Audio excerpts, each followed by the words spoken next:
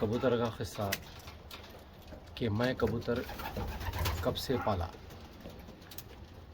कितने साल से मैं कबूतर पाल रहा हूँ और मेरा तजुर्बा क्या है और कबूतर कैसा होना चाहिए। ये है अली शेर,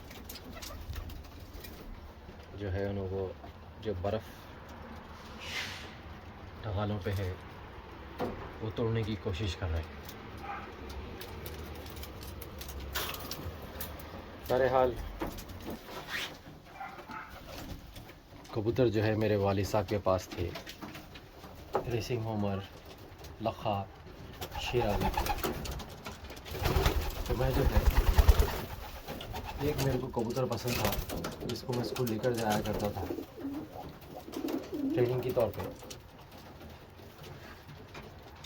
ले जाकर जो है इसको क्लास में से छोड़ता था। और जब जो है मैं 5th या 6th ग्रेड में था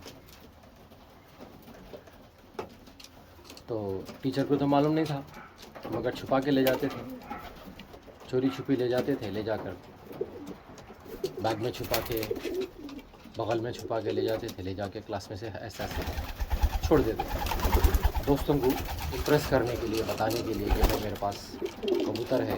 जब उतना शौर न था कि रेसिंग होमर या होमर भी कोई चीज़ है, खाली वालिद साहब जो है होमर होमर उमर उमर कबूतर बोलते थे, क्योंकि वो हैदराबाद में अपने पास उमर कबूतर बोलते, उमर होमर नहीं बोलते।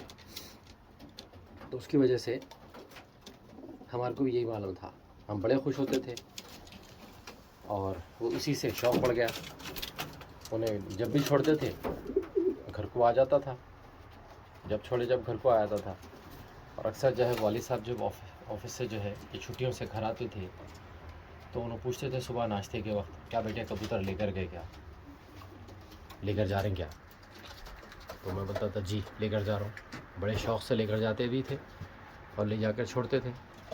तो उनके पास जो है वो बड़े बड़े घड़ियाँ होते थे जिस पे उन्होंने टाइम देख सकते थे, तो लिख लेते थे उनके इतने बजे आया। जब उनको तो अंदाज़ा नहीं था। बहरहाल ये हमारा शुरुआती समझो कबूतर की दिलचस्पी की, कबूतर का शौक़, कबूतर के शौक़ की यहाँ से शुरुआत शुरू हुई। उसके बाद जो है आए गए कबूतर, कई कबूतर आए, कई कबूतर गए। फिर वालिद साहब भी जो है कई रेसिंग होमर रखे, मगर कभी रेस नहीं करे,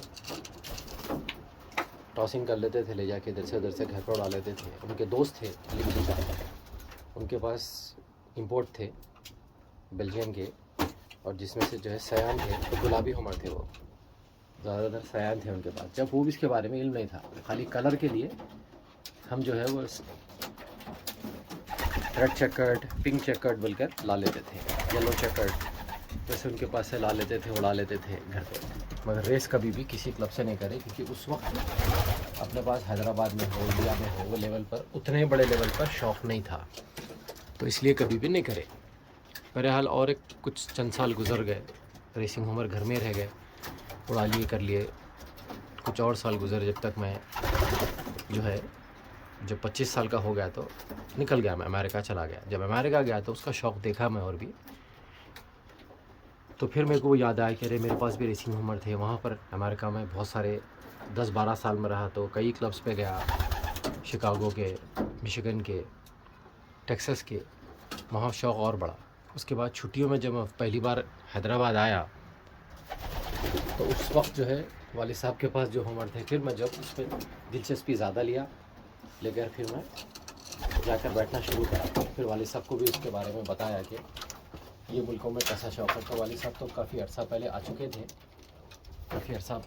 थे, तो उनको तो इसका अंदाज़ा था कि, क्योंकि उन्हें अमेरिका भी आए हुए थे, यूरोप भी घूमे हुए थे, उनको अंदाज़ा था कि भाई रेसिंग होमर क्या है, कैसे रहता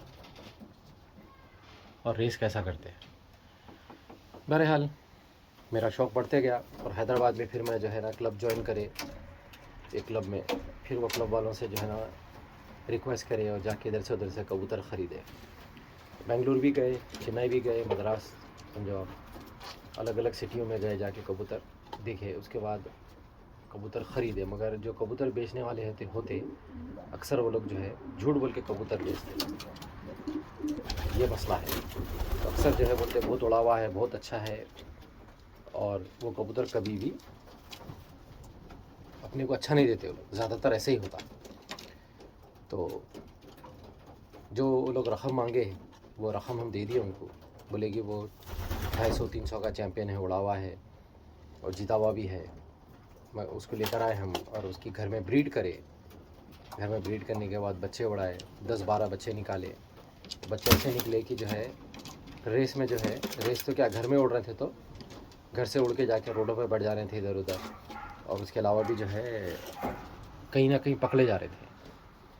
और आखिरी में बहुत ट्रेनिंग देने करने के बाद जो है, जो सबसे छोटी रेस थी उस ज़माने में 100 किलोमीटर की रेस थी, 100 किलोमीटर की रेस में जब उड़ाए तो जो साहब दिलाए थे उन्हीं के घर पे जाके कबूतर उतर गया। हालांकि उनके घर में मेरे घर में 12-15 किलोमीटर का फ़र्क था। तो जब उनको अंदाज़ा हुआ कि उन्होंने क्या कबूतर मेरे को किसी के थ्रू दिलाए, बहरहाल धोखा हुआ था, कबूतर दिलाने का धोखा। तो इस किस्म के कबूतर के बिज़नेस में धोखे होते बहुत ज़्यादा। झूठ बोल के लोग कबूतर जो है आपको बेच देते। अक्सरियत यही है कबूतरों वालों में कि आपको झूठ बोल के कबूतर कुछ ना कुछ चिपका देते। ये मसला है, बहुत ख्याल रखना पड़ता है किसके पास से ख़रीद रहे, कौन दे रहा आपको कबूतर, क्या बोल के बेच रहा। ये लोग अपना कारोबार बनाए हुए हैं। हमेशा जो अक्सरियत ये कबूतर वालों में है कि आपको झूठ बोल के फिर आके भेज देते। बहरहाल हमारा नुकसान हो गया, हम फिर उसके बाद फिर गए, फिर उनके पास से लिए, फिर धोखा खाए, फिर सिमिलर सेम सिचुएशन, कबूतर कुछ कभी उड़ा नहीं, कोई परफॉर्म नहीं करा। फिर उसके बाद से उनका पीछा छोड़ दिया हम, क्योंकि उस वक्त क्लब में रेस कर रहे थे हम इधर से उधर से लाए। अल्हम्दुलिल्लाह फिर हम जो है क्लब में कुछ नंबर भी लाए पहली रेस में ही, अल्लाह का करम रहा। तो उड़ाए, नंबर भी लाए, 1 से लेके 10 में जो है ना। पहली रेस में जो है हमारे 2 कबूतर आए, दूसरी रेस में जो है ना थोड़े कम आए, तीसरी रेस में और कम आए, मगर तजुर्बा हो गया और हम पट्टे उड़ाए बिल्कुल, यानी कि 5-6 कली के उड़ाए। आज भी रिकॉर्ड है हैदराबाद की वेबसाइट पे। ये तरीक़ा है, समझिए, सीखे और सीख रहे कबूतर। अब मेरे पास का जो तजुर्बा है तकरीबन मोर देन जो है, जब से मैं 8 साल 10 साल का था जब से है, मगर अभी भी सीखना है। और अब मैं 50 साल का हो गया, मगर अभी भी ये नहीं बोल सकता मैं कि मैं एक्सपर्ट हूँ और मैं गुरु हूँ, मेरे को सब आता, ऐसा कुछ नहीं है। हर दिन सीखना रहता और हर एक से सीखना रहता। तो मेरे से बड़े बड़े उस्ताद भी है, हर दिन नया करते वो लोग, हर दिन नई नई चीज़ें करते, उनसे सीखते रहता हूँ मैं। हर दिन नई चीज़, कुछ ना कुछ सीखने को मिलता। तो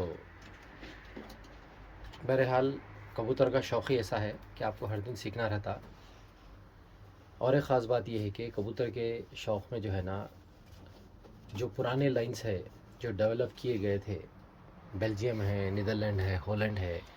अब नाम उन लोगों के बहुत सारे हैं, मैं एक नाम लूँगा तो फिर अपने पास चैनल पे लोग बोलेंगे भाई इसका नाम नहीं लिया आप, इसका नाम भूल गए, इसका नाम भूल गए, इसका नाम भूल गए। अब लाइंस में ऐसा है कि एक शॉर्ट डिस्टेंस होती है, एक मिडिल डिस्टेंस होती है, एक लॉन्ग डिस्टेंस होती है। तो शॉर्ट डिस्टेंस कुछ भी नहीं है। शॉर्ट डिस्टेंस जो है ना बिल्कुल, यानी कि बहुत ही फास्ट आते, उनकी स्पीड ज़्यादा होती।